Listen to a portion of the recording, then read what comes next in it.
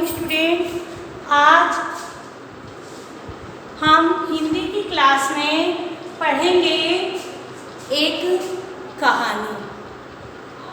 उसका नाम है अनमोल ज्ञान। कहानी है आपकी कहानी। क्या है? अनमोल ज्ञान।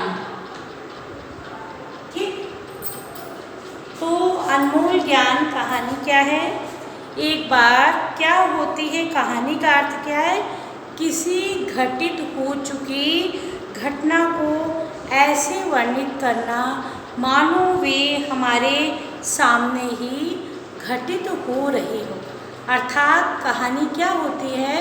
कोई ऐसी घटना जो पहले घटित हो चुकी है और जिसे हम अगर आज प्रस्तुत कर रहे हैं तो हमें ऐसा अनुभव होना चाहिए कि वो घटना आज हमारे सामने ही प्रस्तुत की जा रही है या हमारे सामने ही घटित हो रही है।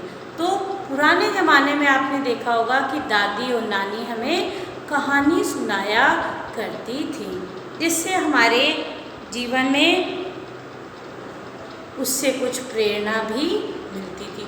तो कहानियाँ बेहद ही रोमांचक और मज़ेदार होती हैं और बच्चों को बहुत पसंद होती हैं। उनका कहानी सुनने में बहुत मन लगता है। कुछ कहानियाँ पशु पक्षियों पर आधारित होती हैं, कुछ मनुष्यों के जीवन पर आधारित होती हैं और कुछ कहानियाँ शिक्षाप्रद भी होती हैं, जिनसे हमें कुछ शिक्षा मिलती है और उस शिक्षा को हम अपने जीवन में उतारना चाहते हैं, जिससे हम उस कहानी के पात्रों के समान महान बन सकें।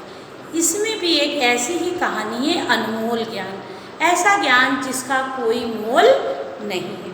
तो देखिए, एक बार एक महात्मा जी थे।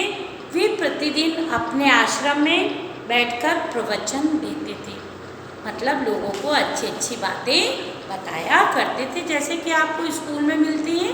आपके टीचर्स आपको ज्ञानवर्धक बातें बताते हैं, ऐसे ही वो भी अपने आश्रम में क्या करते थे? अपने शिष्यों को अच्छी अच्छी बातें सिखाया करते थे। उनका प्रवचन सुनने के लिए लोग दूर दूर से आते थे।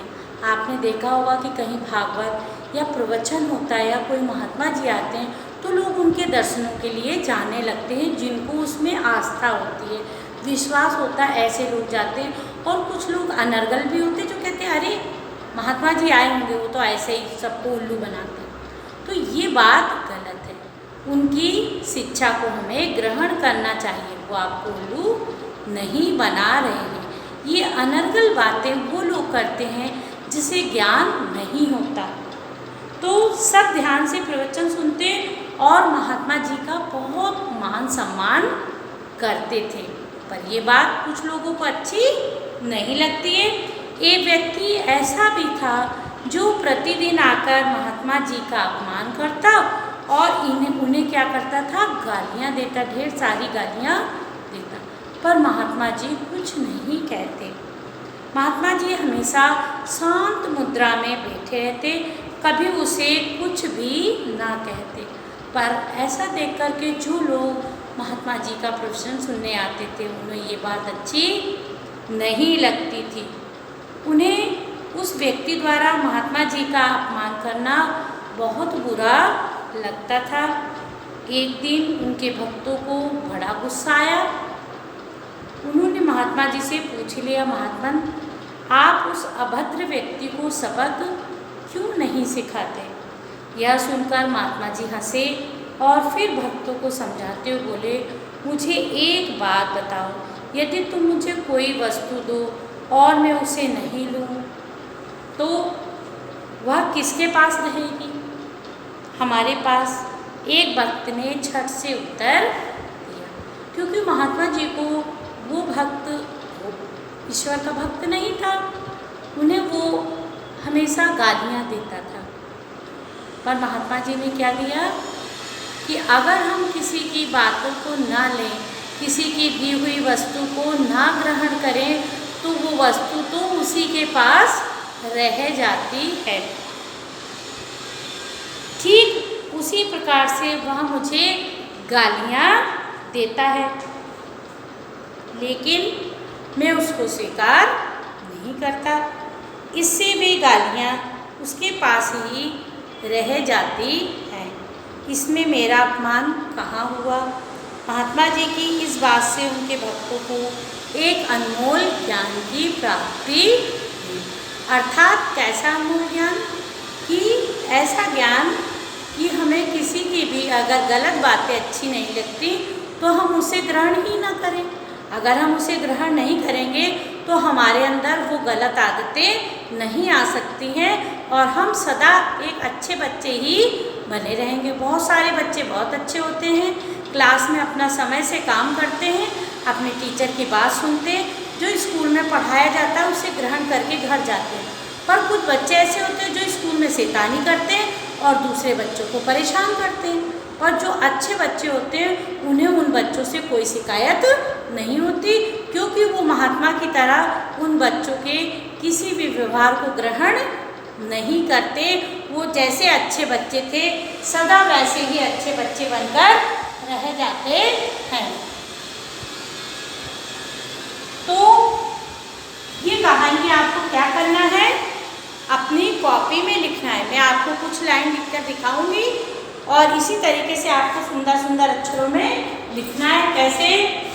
देखिए, एक राइटिंग पे आप देखेंगे, एक महात्मा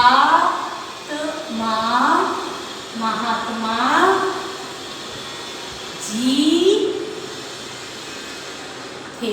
एक महात्मा जी थे। वे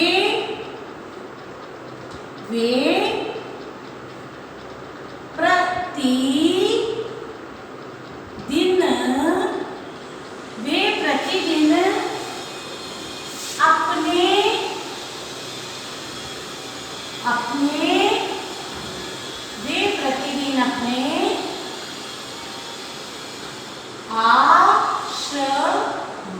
देखिए, मैंने 2 लाइन्स में राइटिंग बना के लिखी है। आप भी ऐसे ही 2 लाइन्स में नीचे की लाइन तक आपका अक्षर आना चाहिए। अपने आश्रम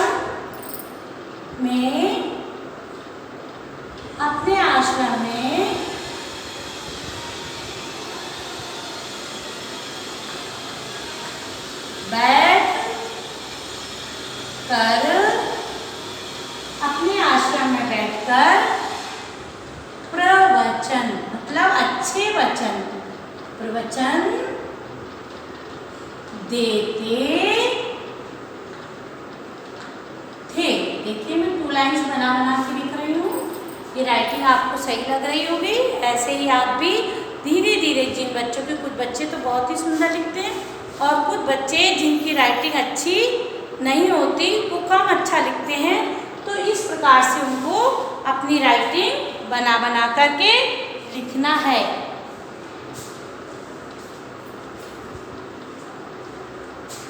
ठीक?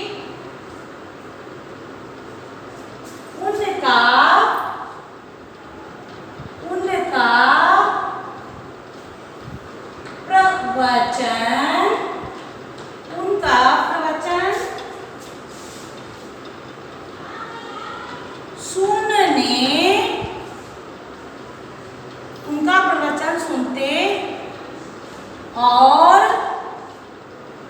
महात्मा जी को